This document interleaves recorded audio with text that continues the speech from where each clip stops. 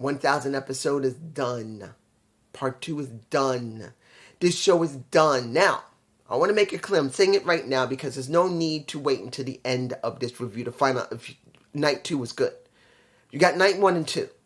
Which one was better? Night 1. That's obvious. Night 1 was better. But I'm not going to tell you night 2 was bad. Actually, as you see the title of this video, I'm not changing it about the knockouts. Night 2 was good because of the knockouts. But there was a little bit of an issue, and I will get to that when it came to Gale. But I want to make it clear that night 2 and night 1 is a great showing from Impact Wrestling. It is. So if you haven't seen night 1 and 2, you can probably catch up with it, maybe looking at on Pluto or somewhere that may do a replay of it. Take a look at it. But I'm telling you right now, this is good. Generally speaking, they both got issues. I want to make this clear. Both of them had issues, both night 1 and 2, but they weren't heavy amounts. And particularly like for night 2, with so much going on in the ring and outside of it, the camera work was not that bad. And I say this clearly again. The equipment is not the issue here. It's the technique of using the equipment has been my major gripe. It's been a gripe. They want to copy WWE. And that is the gripe.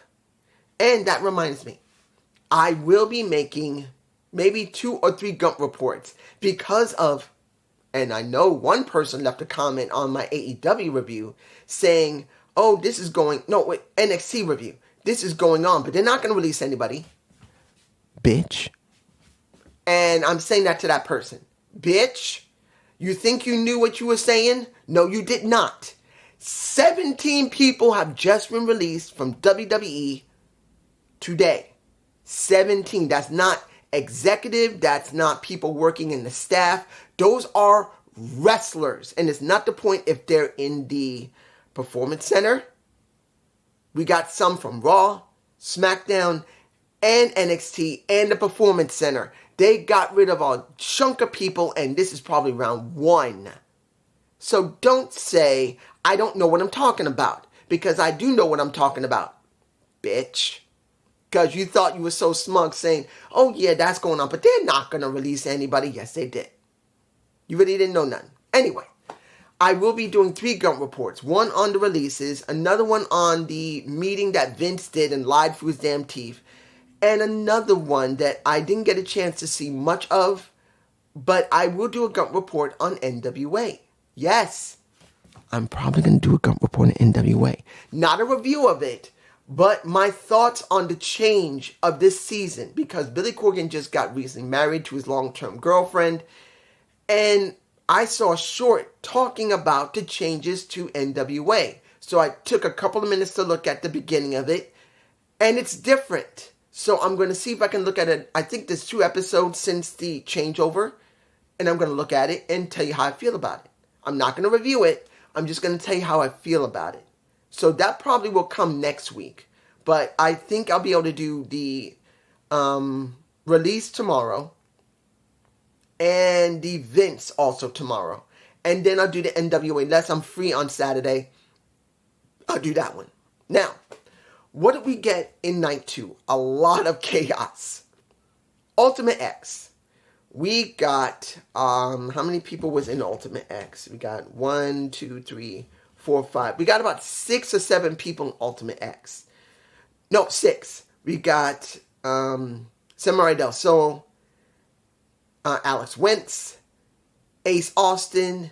We got Alan Angels, Speedball Mike Bailey, and we didn't see much of Rich Swann. We saw more of everybody else. Hopefully it didn't get hurt. But I will tell you, it was a good Ultimate X match. It was. And due to the fact they had a taller ceiling, they were able to raise the scaffold much higher than they normally would. Because remember, guys, counting on how the venue is how tall they can make the scaffold. Because a lot of times they're in smaller venues and the scaffold's like this. This one, it was here. So it was much better. And I can tell you, it really helped the match. In the end, the 2 people that shined the most was Samurai Del Sol and Alan Angels. Everyone else did good, but those two are the ones that look the best. Why wasn't Dorado Kid there? Why wasn't he there? And I'm going like, I saw Samurai Del Sol. I thought it might have been Dorado Kid, but I remember Dorado Kid doesn't wear blue. So I realized, oh, wait a minute, that's Samurai Del Sol, but where's Dorado Kid? So I would have liked to see Dorado Kid and Samurai Del Sol in that match. That's just me. But now he's going to cash in his Ultimate X next week. Why? I think Turning Point is next on the card. Why can't he wait until Turning Point? That, I think, would have been better than just cashing it in next week. I think they're doing this because they really don't have any content for the X Division. They're just throwing it there quickly. I don't agree with it, but that's just me. Next. Okay, Feast and Fire. Now, I was thinking of leaving this out. I'm going to be honest here. But I decided I should put it in because of how it was booked. I mean, we all knew that Chris Bay wasn't going anywhere. When it comes to Crazy Steve, they've been doing something with him. And as far as I heard, he has not left Impact. No problem with his contract.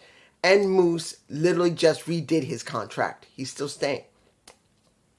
Still do believe Moose should leave and go somewhere else for a little while to get a little bit more credibility and experience away from Impact. Doesn't mean he didn't build himself up. That boy worked his ass off in Impact, and he made himself a staple. But I felt it would be interesting to go to AEW for a year, or go to New Japan Pro Wrestling, or maybe NWA. But he decided to re-sign with Impact again. He's an Impact lifer for the moment. Don't mean it's a permanent moment, but it's there. But Moose is getting a shot at the heavyweight title. Crazy Steve is going after the Digital Media Championship. Yeah. Then you have Chris Bay going after the titles that not only Uemura and Joe wanted, not just what, of course, Chris and Bay wanted from ABC, but also Moose and Brian Myers wanted too. That's what they wanted. They wanted to get tag team gold. They all said it. Moose was a little nonchalant about it, but he did do it. But Uemura was the one who got the fire briefcase. Now, I did hear what someone say that maybe it's due to the fact that he is still with New Japan Pro Wrestling. They're now pulling him back. But I'm going to be telling you this, even though that is probably true. When it comes with Impact, tell me when that hasn't happened every single time. Look, they started something with Joya. I'm not telling you it was good or not. It was something new. And this isn't the first time that Impact Wrestling had started pushing someone, and for some stupid reason, they don't even get a chance to really fully utilize it, because either they didn't re-sign the talent, or the talent obviously told them, because it has been reported more than a few times in Impact's history, that a talent was only going to stay for a certain amount of time, and they couldn't keep them. Or worse yet, they never signed them, and they were just doing taping by taping basis.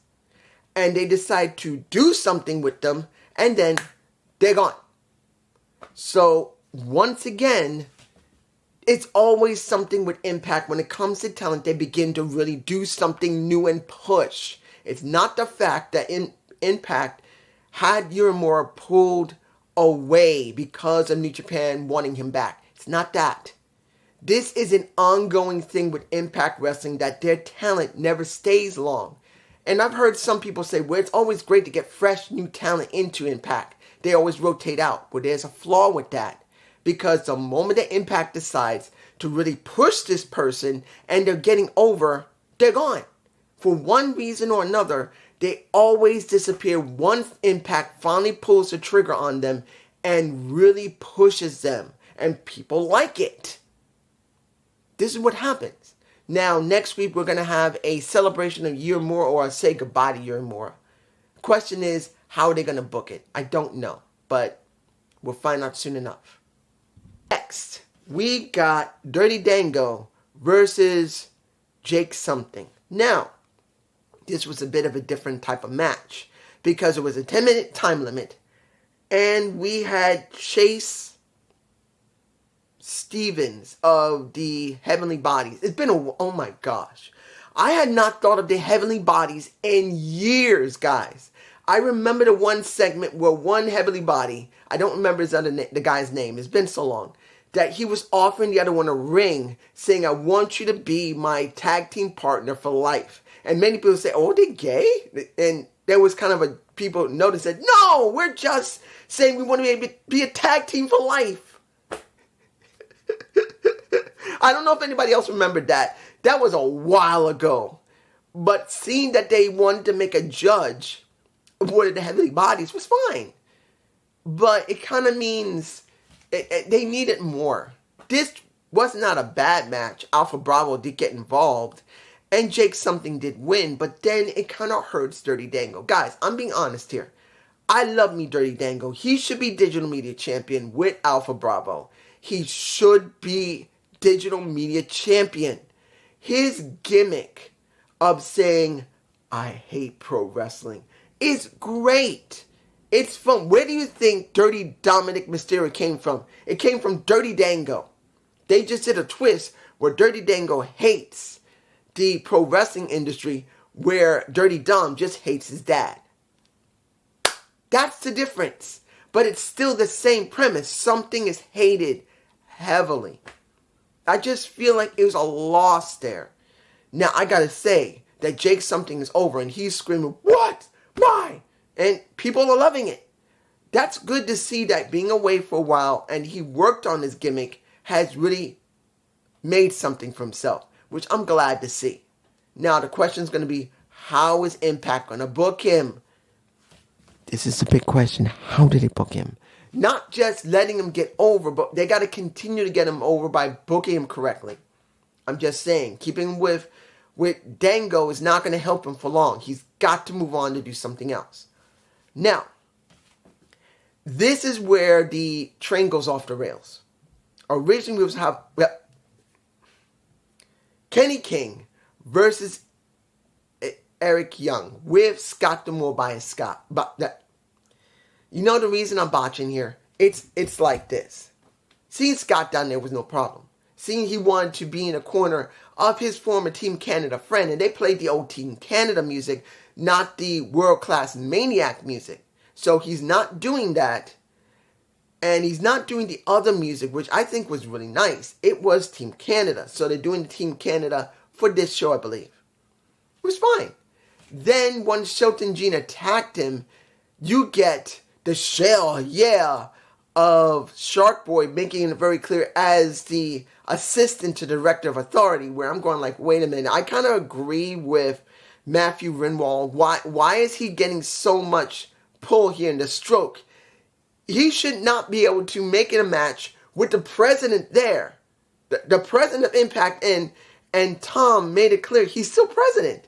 How can he get thrown into a match by the assistant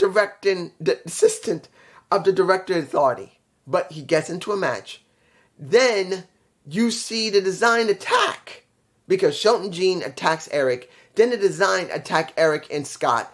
And then he says, no. Again, we're not leaving it like this. We're now going to have an 8-man tag. Since all of you are there on one side, I know 2 people in the back that will love it. And he calls out the members of America's Most Wanted. So we get a match with the America's Most Wanted. Now, I'm not going to tell you the match was bad. It wasn't. It wasn't a bad match. Faces won. Everybody liked it. Everyone goes home happy. There's no problem. But you went from a regular match to a tag match, then to an 8-man tag. I'm telling you, that is screwy booking. Someone must have decided in the back, you know what? Fuck it. Let's just act stupid. And let's see if the people will like it. And generally speaking, the people were somewhat alright to it from the beginning. They got a little like, really? By the time of the tag, which didn't really happen either. And then the 8-man tag, they were pretty much fine with everybody in there. That's what we got. Okay. Trey versus Josh. This was the best man. Well, out of all the men's matches, this was the best match of the night for me personally. Seeing Trey go up against a Josh Alexander. Now, I know not everyone likes Josh. They don't. Either they don't like his singlet, they don't like his ear protection, they just don't like him in general. I know I haven't heard it in a while, but not everyone likes Josh. But I'm telling you this. He's a staple. He's earned being a staple, even though many people say he's been pushed too much. He did everything in his power to make himself relevant. That's one thing people do not understand in pro wrestling. It's not just about getting a title. It's about relevancy. Because if you're relevant, you mean something. You can get stuff later. Look at MJF. He's relevant, not because they gave him the damn title, but he managed to get himself over with psychology, with great wrestling, great personality. That's what people should care about. Josh may not have a great personality. He doesn't. But he's a great wrestler. He does a good presentation. Not about the wrestling, but about his character. He's what you see is what you get. He's not the greatest on the mic. He's not. But as a 5-tool person, he's got 3 out of the 5 tools. That's what he got. Trey, on the other hand, he's got, I would say he's got 4 tools in the tool chest. He's got a look. He's got character. He can go in the ring. He can tell a story. And the thing that he's missing is being a ring general. Because you got to be a ring general. You can go in the ring and you can tell a story, but can you be a ring general? Because he's got charisma out of the ass. So this was a great match. In the end, we got, well, you know what happened. When it comes down to it, you get Alex coming out helping him. That's Alex Shelley. Because Alex Wentz was trying to mess around in the match. So now at Bound for Glory, you're getting Josh wanting a match. Because he wants to try and get his title back. To be honest, and I'm being honest myself, who should win that title? Or who should retain the title? I'm telling you right now, I think Alex Shelley should retain. Now, does that mean it's going to happen? No. But this is just my preference. Not because I hate Josh Alexander. It's that you don't want to just because Josh is now healthy, you don't want to do about face and just go back so soon with Shelley just recently being there. You don't want him to sound like a transitional champion. He doesn't need to be one. He is a Daniel Bryan style wrestler. That's what he is. And if you want to make him a Daniel Bryan and do the yep movement, don't take him off the title. Now, finally, final match of the night. The Knockouts made the show. I think the Knockouts tag match made the show. I'm sorry. 10 knockout tag. You got all of the general favorites. You got Steels, you got Purrazzo, you got the Beautiful People, and you got Evans. I kind of wish they had someone else other than Evans, but it was okay. Then you basically have Kong, Trinity. Oh, man. The one I wanted to see the most interaction with was Trinity and Awesome Kong. Now, I'm not against Gail. I wasn't against Mickey. And I was not against Jordan Grace. I wasn't. But I wanted to see how Trinity was going to interact with Kong. And I'm kind of hoping that after this is over and they go back to regular booking and regular show, that some of these women stick around, like the Beautiful People, like Kong. I understand Jordan Grace is staying. I understand Mickie James is staying. But I wish Kong would stay for a little while. At least let her have a little bit of wrestling if she's okay. One problem we had was at one point, Gail Kim took a hard bump. I don't know if I got the shot. I got it on the floor. I believe I've been putting images in. It's in my face. I think it was Savannah Evans and Gazelle Shaw grabbed her by her legs and literally, not like they normally do. Guys, there are certain ways you pull someone off the ring skirt and let them land on the ground so it looks like it's rough. You do it normally. If they're facing the ring ropes, you just grab their feet and they fall back and act like they hit their faces on the ring skirt, which is the hardest part of the ring. Very rarely do you, when they turn around and they're facing to the back. Their heads are back to the ring ropes. You grab their legs and pull them away from the ring skirt so they can land flat. That's what happened to Gail Kim. So I don't know why they did that. That was a very bad spot. I think Gail actually got hurt because she went straight from that skirt, went backwards. She didn't hit the ring skirt. She fell off. They pulled her off the ring skirt far enough away that she didn't bang her head, but she landed flat on her back. And since Gail does not wrestle anymore, maybe she keeps in shape in the ring ropes, but she doesn't wrestle. She doesn't take hard bumps anymore. She took a hard bump. And then after that, they did try to work around it. And I did check to see if Just Alex was live streaming his reaction. He was. He wasn't showing it, but he was live streaming his reaction of it. He saw it. He said, "Oh, God." And I don't blame him. That was a hard hit she took. And you can see that, yeah, they were being a bit rough with her, but rough enough to make it look good. They were giving her time to recover because she was not right after she hit the pavement with the mat. She was not right. But they worked around it. Eventually, as time went on, they had the match. You had Trinity go up against Angelina Love. You got Trinity going up against, who else did she go up against? Gazelle Shaw. Then you eventually had the one everyone wanted to see. Awesome Kong getting to the damn ring. And eventually cleaned house until Savannah Evans. And she, let me give it like this. I'm not telling you Kong is in good shape. You could tell Kong was getting tanked. She was getting tanked. She's not in great shape. If she's not been going in the ring for a while, she looked like she was beginning to get easily tanked.